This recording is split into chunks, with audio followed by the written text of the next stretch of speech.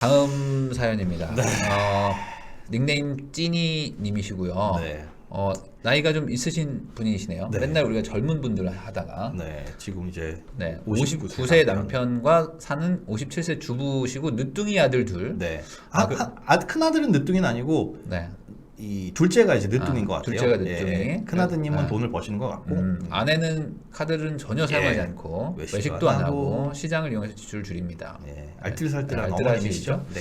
고등학교 진학하는 17살 작은 아들이구나. 그러니까 큰 아들은 이미 뭐 20살 정도 뭐 됐을 가능성이 높겠네. 이상. 보니까 지금 이분이 큰 아들의 보험 늦둥이니까 아니구나. 네. 훨씬 차이가 나겠구나. 훨씬 차이 날 거예요. 네. 훨씬 차이가 날 거고 보험을 가입하신 것 중에 라이더 보험이라는 게 있더라고요. 라이더 보험. 오토바이 운전하시고 뭐 배달 일을 하시는지 어쩐지 모르겠는데 이미 첫째 아드님은 일을 하고 있고. 일을 하고 계신 상황. 네. 이제 늦둥이를 책임져야 된다라는 책임감이 좀 크신. 네. 그런데 이 아들이 특정 학원가를 원해서 근데 공부하고 싶다. 이게 사실은 제일 문제인 거죠. 어찌 보면은 맞아. 아이가 공짜로 크지 않는다고 제가 말하는데 못해보면 그래 뭐 하지 마라 라고 뭐 말이라도 할 수 있겠는데 얘가 또 잘해. 그럼 골치 아프죠. 또 착실해. 공부면 그게 다행이에요. 왜냐하면 뭐 피아노를 잘 쳐, 바이올린을 잘 치래. 막 거기서 학원에서 운동해. 얘는 해보라고. 얘는 재능이 있습니다, 어머니. 막 이러면 피겨하고 막. 남자니까 막 야구한다고. 야, 이런 거 다 안 나오죠. 예체능은 정말 다 안 나오는데 그나마 공부면 조금 다행이긴 하나 공부를 하고 싶대요, 학원 가서. 근데 그 학원에 문의를 해본 결과 그랬더니 중학교 때와는 이제 비교가 안 될 정도로 비싸졌다. 그러니까 학원비가 이제 매달 140 정도? 근데 이게 고1이어서 그렇고요. 그렇죠. 고2, 고3 가면은 이게 거의 2배씩 그러니까 엄청 비싸져요. 깜짝 놀랐습니다, 저 진짜. 저거는 이제 시작인 거. 고3 학원비가 제가 다닐 때랑은 차원이 다르더라고요. 저는 고3 학원비 저희는 학교에서 잡아놔서 야간 자율학습을 10시까지 시켰거든요. 어디를 못 가서 다들 학원 다니는 친구가 없었어요. 저는 뭐죠? 이해찬 세대 1세대여가지고 고2인 저희 형들은 붙잡혀가지고 막 빠따 맞아가면서 공부하고 있는데 고1인 우리는 그냥 바로 나가서 한 3시면 가서 스타크래프트 하고 PC방 가가지고 막 레인보우 식스 막 이런 거 하고. 근데 그땐 뭘 했냐면은 우리 해찬이 형을 믿었거든요. 그냥 당연히 뭐 이렇게 된다고 하니까. 근데 아니더라고. 고2 우리 한 학년 형들하고 같이 재수로 붙으니까 와, 우리 형들이 공부를 너무 잘하는 거야. 와, 그 빠따 맞아가면서 10시까지 하던 분들하고 재수해서 붙을 줄 몰랐지. 안 되죠. 와, 체급이 다른데. 완전 다른데. 3년간 그 거의 특공대 나온 사람하고 타이슨하고 붙는. 우리는 약간 그냥 뭐 헐렁헐렁하게 그냥 막 스타하고 막 맨날 게임하고 그랬거든요. 와. 맨손 타이슨하고 붙는 거. 그러니까 와, 이거는 진짜 권투 선수랑 스파링하는 느낌이었어요. 그래서 거기다 또 수능이 또 엄청 불수능이어가지고 박살났었는데 하여간 그래서 고3 때 학원비가 아마 이거에 지금 한 3배에서 5배 이상 들어갈 거예요. 고3 때 특강으로 막 100만 원씩 나간대요. 한 과목에 방학 때. 미쳤다. 그러니까 그런 걸 막 2-3개 들어야 되잖아요. 그러니까 막 난리 나는 거죠. 요즘은 입시 제도도 복잡해져가지고. 그래서 남편은 10년 된 차량으로 출퇴근용으로 이용하고 있고 유지비와 수리비가 많이 들어서 새 차를 구입하고 싶어합니다. 근데 이게 10년 정도 타시면 사실 남자분들은 좀 바꾸고 싶긴 해요. 바꾸고 싶기도 하고 저 정도 돼서 유지비와 수리비가 많이 나오면 새 차를 구입하는 게 더 좋을 수도 있고. 그런데 문제는 이분의 연세가 지금 59세? 그렇죠. 이제 60이시니까 아마 제가 봤을 땐 이번에 차를 바꾸시는 게 마지막 바꾸시는 거일 수 있어요. 그럴 수 있죠. 사시면서 마지막으로 이제 60부터 70까지 정도 타시는 마지막 차량 교체일 수 있어서 분명히 바꾸긴 바꿉니다. 바꾸긴 바꾸실 거예요. 이걸로 이제 더 타시기는 힘드실 수도 있고 안전에도 문제가 생길 수도 있으니까. 그래서 그 어림없는 일이라고 말씀은 하시지만 학원비 140 정도면은 저걸 내실 저거 둘 중에 하나를 저울질 할 수 있다면 어림없지까지는 않죠. 가능은. 아니 근데 이제 그런 게 있잖아요. 왜냐면 여기 그 앞에 그 밑밥이 깔린 게 있지 않습니까? 시장 다니시고 뭐 외식도 안 하고 알뜰살뜰하게 하는 이유는 얘 때문이죠. 그렇죠. 어쨌든 이 둘째가 밀어주면 될 것 같다는 것도 있고. 모르겠어요. 그게 지금 안 나와 있어요. 또 늦둥이니까. 일단 1번 그게 확인이 되지는 일단 않았고요. 근데 지금 이제 사연 보내주신 이제 엄마의 마음으로는 남편 차는 지금 전혀 안중이 없어. 이건 사정으로 어림없어. 고려도 안 해봐요. 아들 학원비는 전화해서 알아봤는데 그 차 얼마짜리 사게 이거 물어보지도 않았어. 차라는 거는 20년도 탈 수 있는데 아이는 지금 아니면 학원을 못 간다. 이 절대적인 논리를 깰 수가 없습니다. 그래서 어림없는 아버님은 안 된다. 이건 안 됩니다. 차든 20년, 30만 킬로까지 충분히 가능하다. 이거는 30만도 타기 때문에. 그리고 나 저 표현이 너무 웃겨. 어림없는 일입니다. 유지비와 수리비가 많이 들기는 하지만 근데 10년 됐다고 해서 그렇게 많이 들지는 않을 수 있거든요. 않아요. 사실 그렇진 않아요. 엄청나게 들진 않아요. 그러니까 제가 봤을 때 아버님은 이제 내년이면 이제 60이시니까 뭐 정년이 끝나셨든지 아니면 뭐 정년 거의 끝이시든지 나도 이제 좀 만약에 예를 들어 내가 소나타를 타고 있다면 나도 이제 한 번은 그랜저 아니면 G80 한번 가야 되지 않겠냐. 그리고 이게 마지막 차량이라고 생각을 또 하실 테니까. 진짜로 그렇죠. 사실 70 정도 넘어가시기 시작하시면 운전하기가 좀 힘들어지시기도 하더라고요. 맞아요. 그러니까 나도 열심히 살았는데 하나 좀 챙겨주라 하는데 어림없다. 어림없는 일입니다라고. 무슨 소리를 하고 있는 거냐. 아들하고 전화해서 디테일하게 얼마예요? 뭐 이런 거 물어보셨는데 무슨 소리 하는 거지? 차는 얼마 차를 사고 싶어 합니다. 그런 것도 없어. 차종도 없고 아무것도 없고 그냥 어림없는 일. 그렇죠. 뭐 모닝일 수도 있는데. 그것도 아니에요. 그러니까 듣지도 않은 거죠. 그러게. 여보 나 차 하면 그거 어림없어. 됐고 밥이나 먹고 이랬을 수도 있죠. 학원 보낼 돈도 없는데. 지금 무슨 소리 하는 거야? 우선순위가 이렇게 밀려야 될 상황입니다. 우선순위는 4순위 정도 되는 거죠. 진짜. 그냥 농담입니다. 자, 그래서 지금 이제 자산을 보니까 이제 안양에 이제 주택? 시세가 9억 원이시래요. 안양에 집을 사셨는데 아파트실 거예요. 겠죠? 아파트로 9억 원. 그리고 청약통장에 300만 원 있으세요. 대출이 3억 6천. 신용 4천에 주담대 3.15. 지인한테도 빌려줬는데 그건 이제 다 갚으셨고. 그러니까 5억에 샀을 때 3.15니까 거의 풀 대출 받으셨던 거죠. 맞아요. 옛날에 받으셨나 봐요. 풀로 받았는데 집값이 올라간 거죠. 올랐습니다. 그러니까 다행이다. 다행이죠. 그래서 순자산은 축하드립니다. 이렇게 됐어요. 근데 이게 앞으로도 이제 걱정이 되는 게 뭐냐면 제가 지난 영상에서도 한 번 얘기한 게 있는데 이제 아이가 이제 20대 17살이잖아요. 그리고 이제 우리도 노후 대비를 해야 되는데 맞아요. 저는 그게 문제예요. 그럼 우리가 이제 이 4명이서 이 순자산 5억 3천 가지고 앞으로 노후 대비 뭐 아이들 결혼시키고 이걸 다 해야 되거든요. 이것도 똑같습니다. 전 사연하고 어떻게 보면 모든 걸 다 쥐려고 하면 답 안 나와요.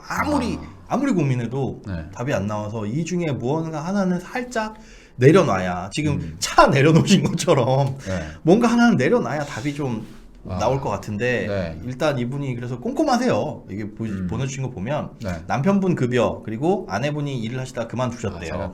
그만두셔가지고 일도 하시고 아이도 지금 막 보시고 엄청 힘들게 진짜 대단하신 거죠. 하시는 거예요.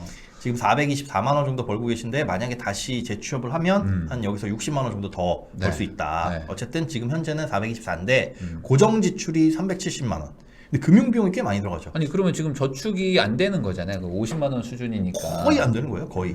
그냥 조금 한 1, 2만 원 남으면 살짝 모아뒀다가 마통 채워넣었다가 안 되면 꺼내 쓰시고. 그런데 꺼내 쓰는 달이 더 많으시대요. 그러니까 고정 지출만 있는 게 아니라 비고정 지출도 있는데 일단 고정 지출부터 보면 신용대출 이자 캐피탈하고 마통 뭐 이런 것들 원금하고 이자 나가는 거 여기서 잠깐 눈에 밟힌 게 원금 45만 원 마통 원금 45만 원을 갖고 계시다고 하는데 이걸 왜 갚는지 봤더니 신용점수가 떨어져가지고 신용등급이 떨어져서 그것 때문에 갖고 계시다고 해요.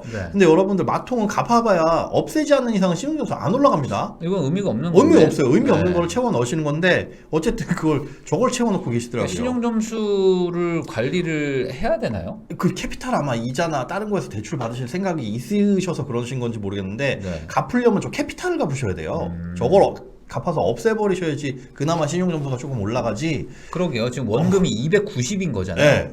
이건 남겨둘 이유가 없죠. 없어요. 저거 45만 원으로 한 4-5달만 갚으면 사라지는 건데 이거는 빨리 갚아버려서 없애버리는 게 낫습니다. 엉뚱하게 지금 마통을 갚고 계셔가지고 이쪽으로 갚을 걸 여기다 빨리 갚으시든지 저거 갚으셔야 됩니다. 아니면은 뭐 첫째한테 좀 어디서 좀 약간 좀 가져와라. 300만 원만 줘. 땡기시든지. 빨리 갚아버리든지. 저거부터 후딱 갚으셔야지. 네. 마통에서 그리고 차라리 마통에서 꺼내서 저거 갚는 게 나을 수도. 그렇죠. 네. 차라리 여기서 빼가지고. 네. 그 다음에 마통 채워놓는 게 나을 수도 있고. 대출을 여러 개 나누지 마세요. 나누셔야 됩니다. 하나로 모아도 됩니다.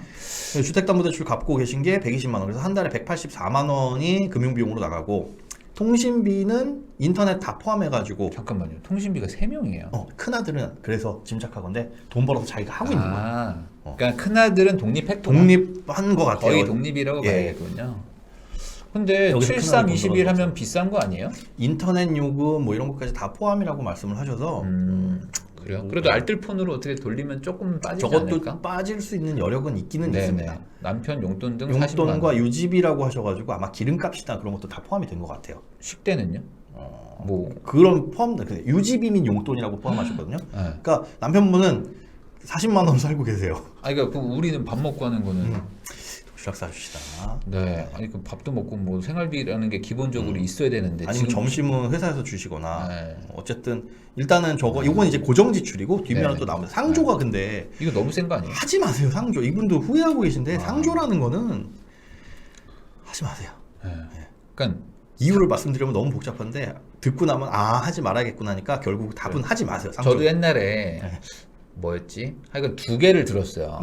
저는 3만 원짜리였는데 2개를 들었는데 아직도 하나가 살아 있거든요. 그러니까 뭐 모르겠어요. 뭐 가족 중에 뭐 누가 돌아가시면 뭐 쓰자 하고 하는데 그게 그렇게 잘 안 써지더라고요. 그리고 그때 가서 누가 돌아가셨을 때 그때 가입해도 돼요. 그러니까 상조에 서비스가 필요한 거라면 그때 가서 가입해도 전혀 문제 없고.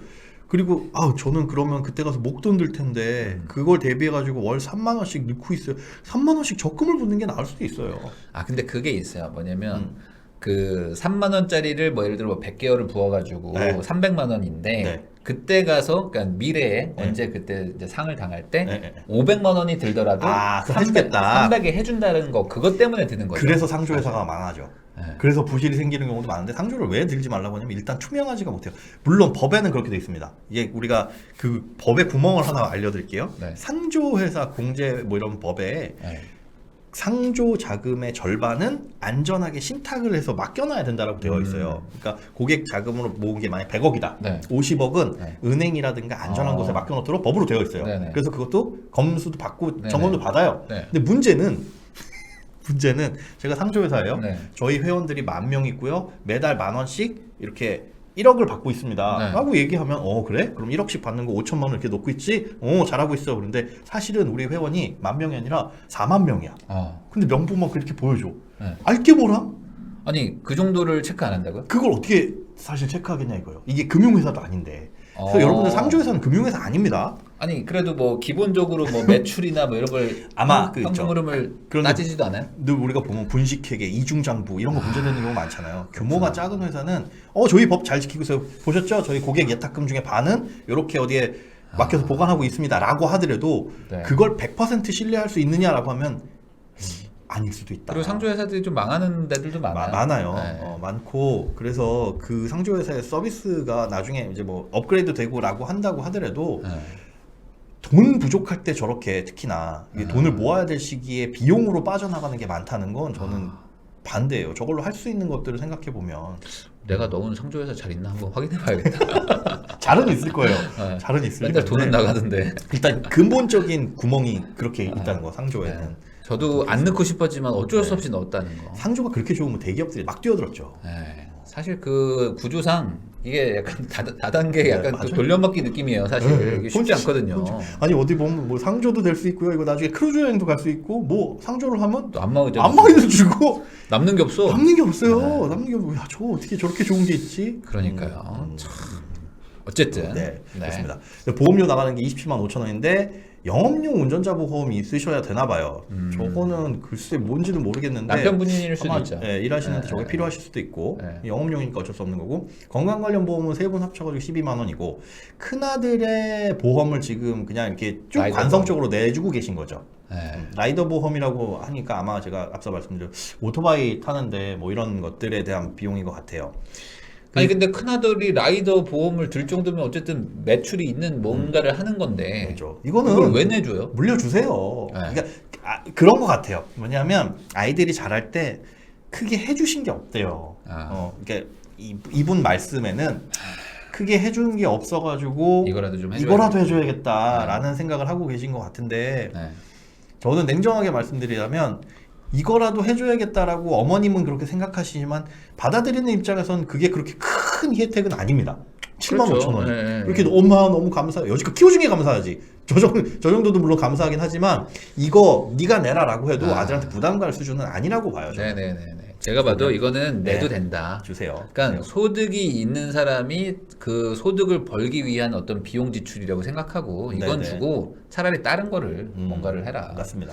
학원비 50이 지금 고1 되는 아이한테 그렇죠. 이제 고1 되는 아이한테 이게 지금 140으로 늘어나는 거잖아요. 그렇죠. 그럼 90이 어디서 더 나와야 되네. 네. 또 주짓수도 다녀요. 주짓수. 아니 그러니까 중학교 때까지니까. 이거 엄마가 다니는 거 아니죠? 아니겠죠? 아버지. 잠깐 생각해봤는데 아닐 거예요. 네. 이거는 그냥 그 중학생이니까 또 요즘에 중학생들이 또 약간 그 전투민족 같이 돼가지고. 그래서 약간 갸우뚱한 게 이 친구가 진짜 공부만 하는 학생인가? 약간 갸우뚱하기는 해요. 중2병 이런 게 있으니까 그 전장에서 살아남아야 되니까. 거기서 이제 주짓수를 좀 배운 게 아닐까. 운동이니까. 왜냐면 도복 같은 거 좀 학교에 들고 가고 이런 게 좀 필요할 수 있거든요. 이건 애가 좋아하는 거니까. 이건 애가 좋아하는 거니까 어쩔 수 없다. 네, 일단 주짓수를 끊어야 돼요, 아니면 보험을 없애야 돼요? 어떻게 해야 돼요? 저는 보험에서도 크게 줄일 수 있는 건 없다고요. 그리고 보험을 함부로 줄이라고 말씀을 못 드리는 게 7.5만 원 요거만? 그것도 이제 애한테 넘겨주셔라라고 넘기는 걸로. 그 정도. 네. 그러면 20만 원 줄긴 하는데 우리가 자금이 부족한 상황일수록 보험에 대한 그 리스크가 사실은 의존도가 커지는 거죠. 돈이 많으면 돈이 많은데 저 큰 돈이 나가는 건 없애버려도 상관없는데. 그렇죠. 지금 이분이 지금 여유 자금이 있지 없어요. 않으니까 보험이 오히려 필요한 상황이죠. 빚만 그러다가 만약에 상황에서, 진짜 맞아요. 사고 터지면 큰일 나니까. 특히나 연세가 드셨어요. 그러면 그렇죠. 지금 와서 섣불리 보험 조정하세요라고 했다가 아프시면 저희 멱살 잡힙니다. 그러면은 어떻게 해야 돼요? 이거 줄일 수 있는 건 일단 없고 변동 지출 또 있어요. 생활비 나가는 거, 세 식구가 60만 원 쓰시는 거면 정말 적게 쓰시는 거고, 공과금 나가는 거 저건 좀 변동이 있고, 병원비, 교통비 가지고 20만 원 왔다 갔다 100만 원, 120만 원 나가다 보니까 한 달에 들어오는 거 다 쓰시는 거예요. 다 쓰시고 부족할 땐 마이너스 통장을 꺼내 쓸 수밖에 없는 상황인 거죠. 근데 지금 순 자산이 5억이시잖아요. 네. 그리고 지금 17살짜리 아이가 있고 어쨌든 20대 어쨌든 큰 아들이 둘 다 아들이고. 그렇죠. 어떻게 해야 돼요? 저는 그래서 이제 뭐 하나는 내려놓으셔야 된다는 거. 자녀, 노후, 주택 이 세 가지 중에 내려놓으신다면 포기가 아니에요. 살짝 우선순위를 밑으로 내려놓으신다면 뭘 내려놓으실 것이냐. 노후는 그런데 이분 목표래요. 목표는 어린 아들 녀석 잘 키우고 노후에 자식들에게 짐이 되지 않고 그리고 그런 노후를 위해서 20억 있었으면 좋겠다. 근데 20억은 그냥 막연하신 저 정도 있으면 되게 풍족하게 살 수 있겠지라는 그냥 상징적인 숫자 같고 아이들한테 짐 안 되고 조금 잘 키우고 그다음에 지금 장만한 집에서 편안하게 살고 싶다. 걱정 없이 어디서 막 이사 다니지 않고 라는 느낌인 것 같아요. 세 가지가. 그러니까 자녀와 노후와 집이에요. 핵심은. 이 트라이앵글. 집은 있으신데 지금 이대로 가잖아요. 그러면 집을 팔게 돼요. 네. 그렇죠. 집을 팔아서 첫째, 둘째 애들 결혼시키는데 아마 도와주시고 우리는 월세로 갑니다. 최악입니다. 월세 가고 그리고 이제 월세를 내기 위해서 계속 그 일을 하셔야 되고 근로소득을 어떻게든 계속 벌려고 하시고 그럼 편안한 노후는 빠이빠이예요. 그래서 그게 안 되는 상황으로 지금 가거든요. 네. 이거는 이게 사람들의 가치관에 따라서 답은 없어요. 어떤 분은 이제 자녀를 포기해야 됩니다. 뭐 이렇게 말씀을 하시는데 저라면은 그럴 거예요. 저의 부모님의 걱정이 만약에 이렇다면 진작에 됐어요라고 할 텐데 그래도 내가 만약에 학원을 다니고 싶다. 그리고 부모님 학원을 보내야 되는 입장이라고 한다면 어머님이 해주셔야 될 건 뭐냐. 자녀도 여기 지금 다른 시청자분들 꼭 참고하세요. 자녀가 나쁜 맘을 먹고 엄마 등골 빼먹어야지 하는 놈들은 거의 없습니다. 그런데 왜 아이들이 등골 브레이커로 자라나고 그렇게 보이냐 하면 몰라서 그래요. 우리 엄마 아빠의 재력을 자녀들이 아는 경우가 우리나라 가정에서는 99% 없습니다. 엄마 아빠들이 돈 얘기하면 싫어해요. 네. 그 엄마 아빠의 돈 얘기를 자녀한테까지 뭐 그런 얘기를 해. 이걸 약간 터부시하는 경향이 있어서 맞아요. 애들이 엄마 아빠가 얼마를 벌고 우리 엄마 아빠가 돈을 얼마가 갖고 있는지를 알지를 못하는 경우가 대부분이에요. 그래서 그런 경우가 어디서 문제가 생기냐면 제가 신입사원들 모아놓고 강의를 종종 하는 경우가 있는데 신입사원한테 질문을 해요. 자, 결혼을 하실 때 부모님부터 지원 받을 수 있는 분 손 들어보라 그러면 한 3분의 2는 손 들어요. 그럼 잘 사나? 자, 그러면 우리 부모님 노후가 준비되어 있다 안 되어 있다 알고 계신 분 그러면 모르는 사람이 대부분이에요. 아니 부모님 노후가 그럼 준비가 돼 있는 것 같아요? 잘 모르겠는데요. 지분이 있어요. 집에 대출이 있어요 없어요? 어떤 들한테 대출이 있는데? 그럼 부모님이 돈이 있는 거예요 없는 거예요? 없으시겠죠? 그럼 결혼할 때 자금 지원 받으면 돼요 안 돼요? 그럼 받으면 안 되겠구나. 되게 순진한 거예요. 어떻게 보면 막연한. 신입사원들이라고 해서 경제관념이 있는 건 아니에요. 없어요. 심지어 나는 그냥 우리 부모님한테 받을 수 있지 않겠거니 뭐 이렇게 막연하게 생각을 하는 거지. 그래서 알려주셔야 될 게 자녀들한테 그게 너무 잔인하지 않아? 라고 생각되실 수 있지만 아이들한테 야 홍길동 너는 엄마가 대학 졸업할 때까지만 혹은 대학 갈 때까지만 혹은 네가 돈 벌 때까지만 책임져 줄 거야, 지원해 줄 거야. 그 이유는 엄마 아빠도 노후 준비를 해야 되기 때문에 너희한테 짐이 안 되기 위해서는 우리도 준비를 해야지. 그러려면 선은 여기까지야 라고 얘기를 해줘야 자녀들이 어떻게 생각하냐면 와 못됐네 정말 이게 아니라 그렇지. 그러면 나는 이 나이 때부터는 내가 스스로 준비를 해야 되겠다라는 걸 알아요. 그걸 얘기해 주지 않으면 엄마 아빠 품에서 계속 이게 되게 공감이 되는 게 저도 옛날에 학원 다닐 때 그냥 엄마 아빠가 학원을 보내주는 거라고 생각했거든요. 그래서 당연히. 그냥 가는 거지. 근데 그러니까 어떻게 되냐면 사실 돈을 투입을 하면 그 이상의 아웃풋을 뽑아내려고 해야 되잖아요. 근데 내가 그런 생각이 없어. 엄마만 있어. 그러니까 엄마 아빠는 그냥 보내준 거고 나는 그냥 간 거지. 그래서 가서 즐겁게 최대한 즐거운 시간을 보내다 와야지가 이 프로세스거든요. 심지어 안 가고 싶으면 안 가고. 근데 왜 그랬냐면 저희 부모님도 아빠 어떻게 돈 어떻게 돼? 걱정하지 마. 그래. 그런 거 걱정하지 마. 공부나 잘해. 안 돼. 근데 그렇게 말할수록 공부를 안 해요. 맞아요. 그러니까 아빠 엄마가 이번에 진짜 무리해서 너 이거 학원 보내주는 건데 갈래? 그러면 나 너 나중에 못 도와줘. 만약 이런 식으로 만약에 말을 한다 그러면 얘도 어린 애들도 절대 경제적인 그런 계산을 못하는 애들은 아니거든요. 맞습니다. 그래? 그러면은 어떻게 해야 되냐? 나는 지금 이거 학원 40만 원 140짜리 가는 게 맞나? 엄마 그럼 나는 어떻게 인강으로 해서 돌려가지고 한 40에 막아볼게. 뭐 이런 식으로 생각을 하게 해야 얘도 여기서 아웃풋을 뽑으려고 할 거 아니에요. 충분히 거기서 노력을 하고 그리고 부모님의 사정을 알기 때문에 내가 이 나이 때는 독립해서 부모님한테 짐은 안 대드려야겠다라는 생각을 하게 된단 말이에요. 그렇죠. 아니면 뭐 주말에 뭐 잠깐 알바라도 하든지 뭐라도 하려고 할 거란 말이에요. 17살이면 어머님 애 아닙니다. 애기 아니에요. 뭐 옛날 같았으면 장가도 갈 나이인데. 그리고 너무 옛날 아니에요. 진짜 옛날이긴 한데. 그리고 요즘 애들이 진짜 이거 난 경제교육이 심각하다라고 느낀 게 뭐냐면 예전에 방과후 학습해가지고 잠깐 중학생들을 대상으로 교육을 한 적이 있어요. 1학년, 2학년, 3학년을 대상으로 했는데 여러분들 진짜 자녀한테 꼭 이런 우리 가정의 재무적인 얘기는 해야 되는 게 뭐냐면 애들이 얼마나 심각하냐. 아빠 월급 알고 있는 사람 손들고 몰라요. 그러면 아빠가 도대체 월급을 얼마나 받을까요? 얘기해봐요. 그러면 중학교 1, 2, 3학년이면 애기 아니잖아요. 근데 글쎄요 1,000만 원? 이렇게 얘기를 한다니까 다? 그렇게 버는 줄 알아요. 엄마 아빠가 월급을 1,000만 원씩 버는 줄 알아요. 반포동가 있는 거 아니에요? 아니에요. 전혀 그렇지 않은 오히려 어떻게 보면 소득 수준이 서울에서 그렇게 크게 높지 않은 동네였어요. 그래요? 그걸 보고 저는 기절할 뻔했습니다. 부모님의 재산, 소득 이런 걸 아무것도 모르고 그냥 막연하게 그런 상태에서 엄마가 학원도 다 보내주고 뭐 하다 보니까 부인남님 말씀하신 것처럼 당연한 거. 그러니까 이게 길어지면 나중에 결혼할 때 당연히 집, 혼수 이런 거 당연히 해주는 거 아니야? 이거는 반드시 알려주셔야 돼요. 반드시. 그러니까 내가 아이한테 지금 투입하는 돈이 어떤 목적인 거고 이걸 통해서 어떤 효과가 나와야지만 내가 널 지원해 줄 수 있다는 거를 명확하게 얘기를 해주시면 좋을 것 같아요. 해주셔야 됩니다. 왜냐면 이 돈은 어찌 보면 내 노후 자금을 지금 지원하는 거기 때문에 내가 너한테 이걸 넣으면 나는 노후에 힘들어지는 거잖아요. 그쵸. 그러면 네가 나 책임질 거냐? 물어보세요. 그러면 또 책임 안 질 거야. 얘네들은 또 자기 앞길 살아야 되니까. 맞아요. 그러니까 이 돈이 들어가면 너는 그 이상 뽑아내라.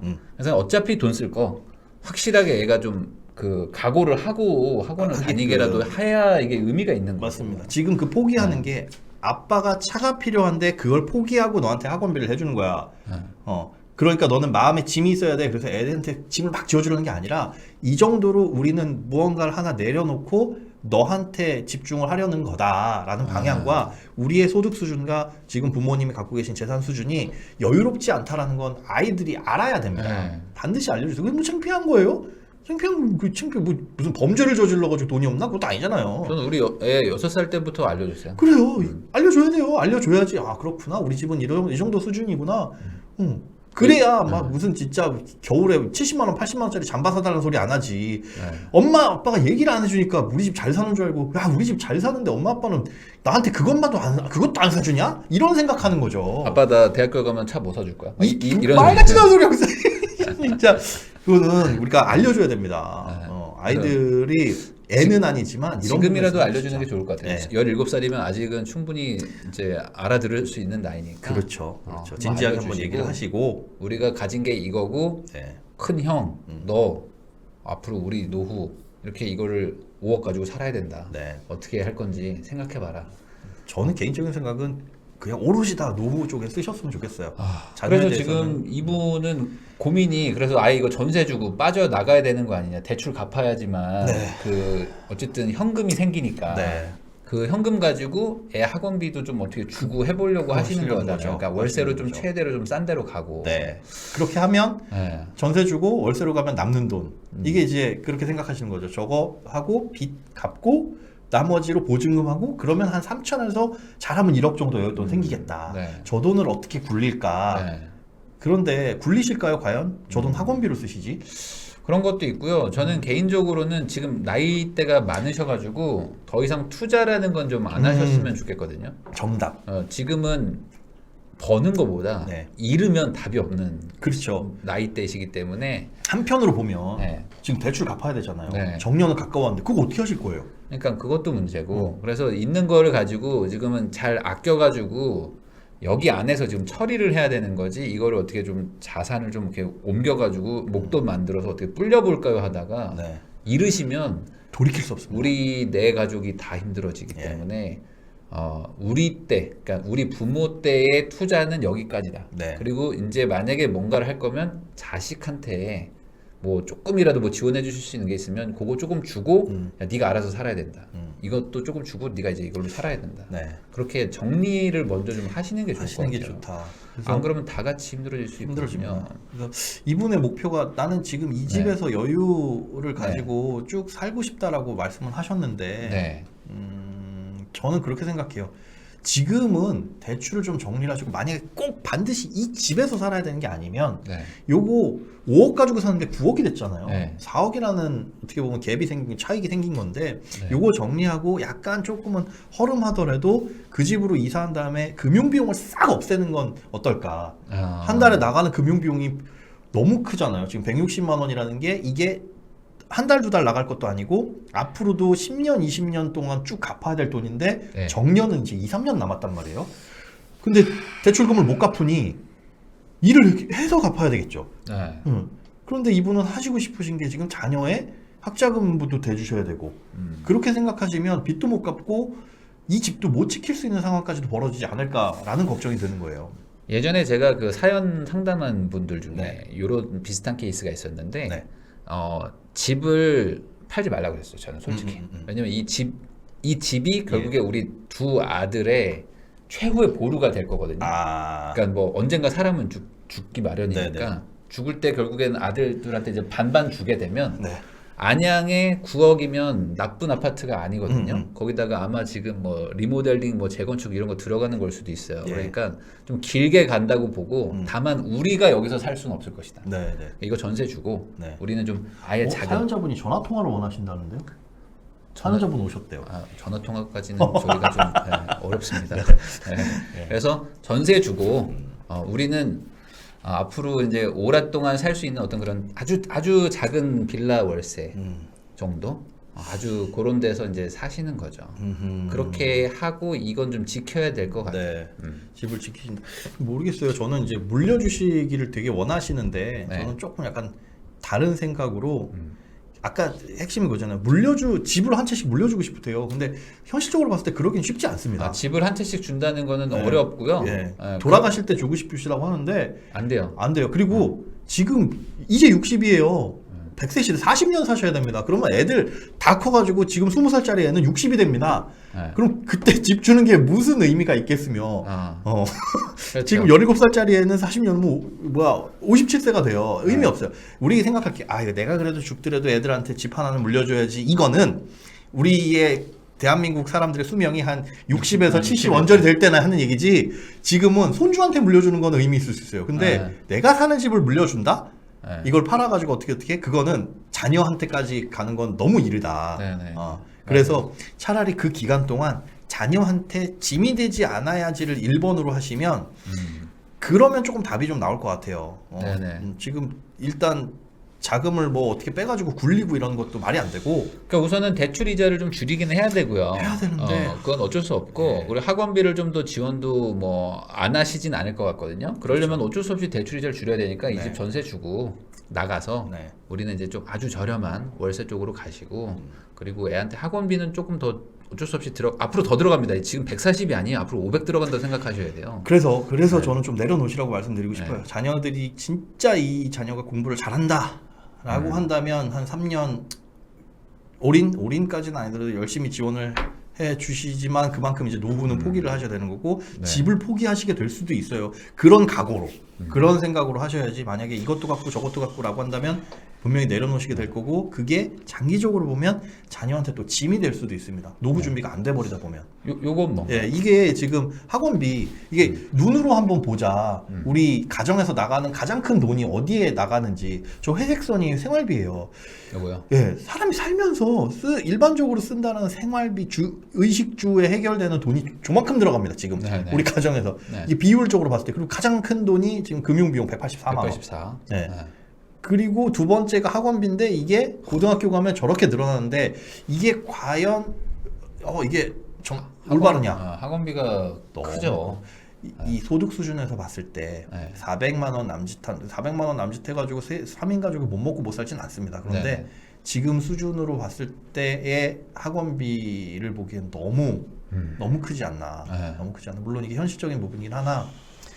그래서 궁금한 건 그러니까 여기서 줄일 수 있는 거는 금융비용이잖아요. 이 금융비용을 다 전세를 주시고 전세면 충분히 아마 해결이 될 것 같거든요. 거의 다. 그러면 그리고 아주 저렴한 월세로 가는 거예요. 아주 저렴한 월세. 근데 그것도 말씀 잘하셨어요. 월세 한 4, 50에 그것도 들어갈 때 월세를 들어가시든 아니면 진짜 반지하 전세를 들어가시든 그 이유도 아이한테 말씀을 하셔야 된다. 그렇죠. 우리가 집을 이사하는 이유는 무엇이냐 하면 너한테 150을 주기 위해서야. 이거를 들어가기 위해서야 라는 거. 그래서 이사까지 각오하고 결심하고 지금보다 안 좋은 곳으로 가는 것이란다. 그러니까 너 공부 열심히 해 라고 부담을 줘요. 엄마 나 그렇게까지는 아닌데?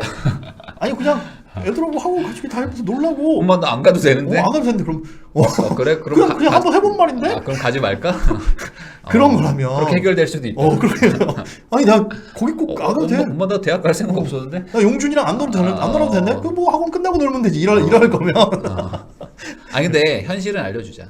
현실은 안 되지. 그게 반드시 필요합니다. 제발 나중을 위해서라도. 왜냐면 이건 너무 심플한 게 이 62가 152가 되면 90이 늘어났잖아요. 그럼 어디선가 90을 줄여야 돼요. 안 돼요. 그럼 대출이 계속 늘어나고 노후 준비는커녕 빚 갚다가 끝납니다. 어디서 90을 줄일 거냐? 생활비냐, 용돈이냐 뭐 따져보면 줄일 때는 금융비용밖에 없습니다.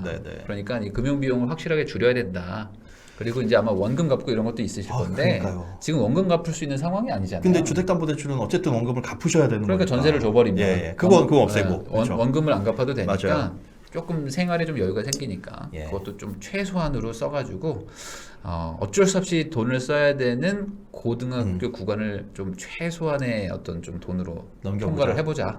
지금 그 말씀하시니까 좀 그것도 걱정이네요. 생각하면 되지 않을까. 대학교도 남았는데 설마 대학교까지 지원을 해주실 생각은 아니시죠? 아니 근데 얘기가 길어지는데 대학교 지원 안 하면 솔직히 애는 어떻게? 대학교는 장학금 지가 받아서 가야지. 공부 잘하셨네요. 아니 그게 저는 공부를 못해서 대학교 가가지고 군장학금을 받았습니다. 군장학생으로. 어쨌든 제가 학자금은 내야 된다고 생각을 해서 그렇게 선을 그어주지 않으면 계속. 어머님 진짜 이거 꼭 그러니까 뭐 대학교 공부 열심히 해서 뭐 이건 네가 경찰대 가라. 가라, 사관학교 가라, 아니면 저기 등록금 싼 서울에 있는 서울대학교라고 시립대 등록금 가라. 싼 데 있더라. 서울대 가라.